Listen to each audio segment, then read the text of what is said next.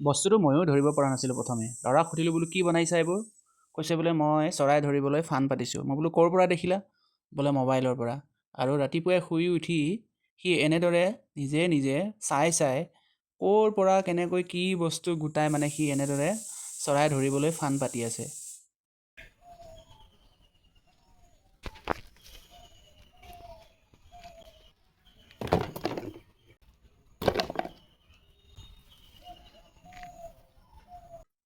চাওকচোন বাৰু সি ক'ত কি কেনেকৈ যোগাৰ পাতি কৰিছে, কৰি কেনেদৰে লগাব লাগে, ক'ত কি কৰিব লাগে, সকলোখিনি সি নিজেই মাথা মাৰিছে। ইফালে লৈ আহিছে চাউল লৈ আহিছে, চাউল চাৰিওফালে দি লৈছে, দি লৈ নিজৰ হাতখনেই এটা ফচি গৈছেগৈ। ময়ো ভাবিলোঁ মাথাটোতো ঠিকেই আছে বাৰু, কিন্তু ভাল কামত খটুৱালে বাৰু ভালেই হ'ল। আৰু সেই চাউল দিবলৈ গৈ তাৰ নিজৰ হাতখনেই ফচি গৈছেগৈ।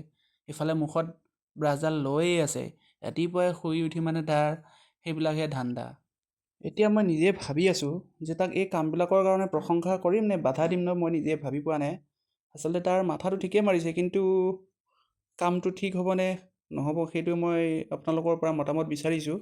আচলতে সি এই কামটো কৰাটো উচিত হ'বনে নহ'ব, আপোনালোকেও কমেণ্ট কৰি জনালে মোৰ ভাল লাগিব।